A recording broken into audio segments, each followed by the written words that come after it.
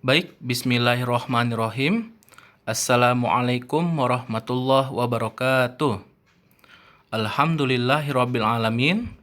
Assalatu wassalamu ala asrofil anbiya wal mursalin.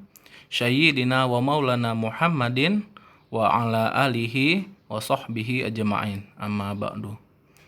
Selamat pagi anak-anak Bapak yang soleh dan solehah. Apa kabarnya pagi hari ini? Semoga kita senantiasa dalam keadaan sehat walafiat serta selalu dalam lindungan Allah Subhanahu wa taala. Amin amin ya rabbal alamin. Baik, pada pertemuan kita pada hari ini Bapak akan sedikit menjelaskan materi berkaitan tentang Asmaul Husna. Oke, langsung saja.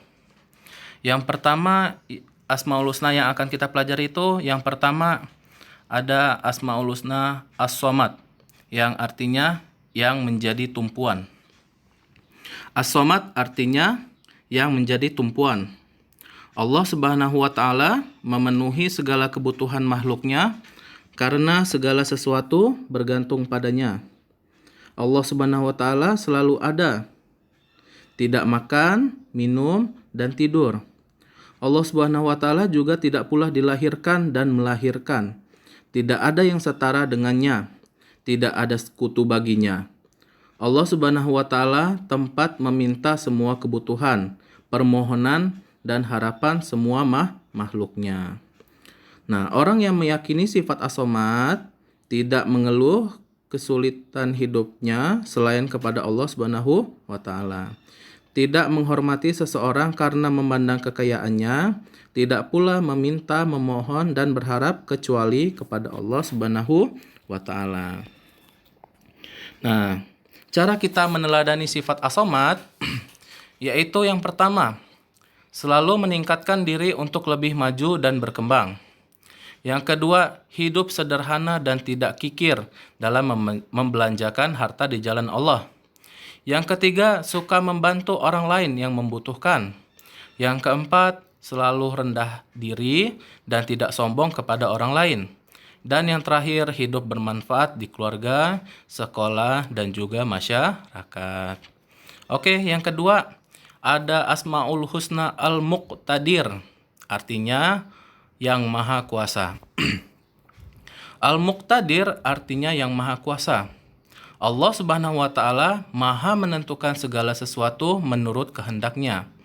Allah Subhanahu wa taala berkuasa pula melimpahkan rahmat bagi yang dikehendakinya. Allah Subhanahu wa taala memiliki kuasa atas segala sesuatu. Dia berkuasa melemahkan yang kuat dan menguatkan mereka yang lemah, memenangkan yang kalah dan mengalahkan yang menang, memuliakan yang hina dan menghinakan yang mulia, melindungi siapapun yang meminta perlindungannya. Nah, orang yang meneladani sifat Al-Muqtadir akan menguatkan keyakinan bahwa segala yang baik dan buruk pada hakikatnya berasal dari Allah Subhanahu wa taala. Manusia yang beriman kepadanya hanya diperintahkan taat dan beribadah sebaik mungkin kepada Allah yang Maha Kuasa, dan juga menggunakan kemampuannya yang dimiliki untuk berbuat kebaikan dan kebenaran di dunia ini. Kemudian ada cara meneladani sifat Al-Muqtadir bagi kita, yaitu yang pertama, tidak malu untuk bertanya ketika belajar di kelas. Ini sebagai pelajar ya, sebagai kita seorang murid. Yang kedua, selalu semangat dalam belajar. Yang ketiga, disiplin memanfaatkan waktu. Tuh. Yang keempat, meningkatkan kualitas diri. Dan yang terakhir, merasa tidak pernah cukup dengan kemampuan yang ada. Dia selalu ingin lebih dan lebih. Dia tidak pernah merasa cukup dengan kemampuannya yang sekarang. Dia harus meningkatkan kemampuan diri. Yang ketiga ada Al-Muqaddim. Al-Muqaddim artinya yang maha mendahulukan. Al-Muqaddim artinya yang maha mendahulukan. Allah Subhanahu wa taala sebagai Al-Muqaddim selalu mendahulukan petunjuk sebelum peringatannya, mendahulukan peringatan sebelum siksanya, mendahulukan hidayah sejak lahir sebelum datangnya peringatan. Allah mendahulukan kabar adanya kematian sebelum hamba-hambanya menghadapi kematian. Allah Subhanahu wa taala pula mendahulukan kepentingan makhluk-makhluknya atas amalan-amalan ibadah untuk hamba-hambanya. Itulah ketentuan dari Allah yang Maha mendahulukan sesuatu. Sebagai hamba yang beriman, kita harus mengikutinya. Jika melanggar ketentuan tersebut, akan merusak nilai ibadah kita. Nah, setiap hamba yang meneladani sifat Al-Muqaddim hendaknya disiplin dalam menjalankan ketaatan kepada Allah Subhanahu wa taala, mendahulukan apa yang telah diperintahkan oleh Allah Subhanahu wa taala untuk didahulukan dan mengakhiri apa-apa yang diperintahkan untuk diakhirkan. Hendaknya selalu mendahulukan sesuatu yang mendatangkan kemaslahatan atau kebaikan, serta menghindari sesuatu yang mendatangkan kemudaratan atau keburukan bagi diri sendiri, keluarga, orang lain, dan juga lingkungan. Nah, cara meneladani sifat Al-Muqaddim kita sebagai pelajar, yaitu yang pertama, lebih banyak berbuat daripada banyak berangan-angan atau berhayal. Yang kedua, menunjukkan kerja keras dan semangat pantang menyerah daripada berputus asa dan menyesali nasib. Yang ketiga, menunjukkan niat belajar yang baik sebelum menuntut hasil yang baik. Yang keempat, menunjukkan prestasi yang tinggi sebelum mengharap menjadi juara kelas. Dan yang terakhir, melakukan hal-hal yang lebih bermanfaat. Kemudian ada Asmaul Husna yang terakhir, yaitu Al-Baqi atau yang maha kekal. Al-Baqi artinya yang maha kekal. Al-Baqi adalah sifat yang mutlak bagi Allah Subhanahu wa taala. Yang mutlak itu berarti memang harus ada pada Allah Subhanahu wa taala.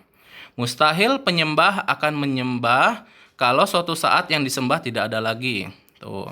Keberadaan Allah Subhanahu wa taala kekal dan abadi. Seluruh makhluk akan berakhir masanya bersama waktu yang telah ditentukan untuknya, akan tetapi Allah Subhanahu wa taala tetap kekal dan abadi. Seorang hamba yang meneladani sifat Al-Baqi hendaknya meyakini dengan sepenuh hati bahwa hanya Allah Subhanahu wa taala yang maha kekal. Kita yang meneladaninya juga dituntut untuk sabar dalam mengerjakan perintah Allah Subhanahu wa taala, sabar dalam menjauhi larangan-larangannya, dan juga sabar dalam menerima berbagai macam ujian atau cobaan dari Allah Subhanahu wa taala.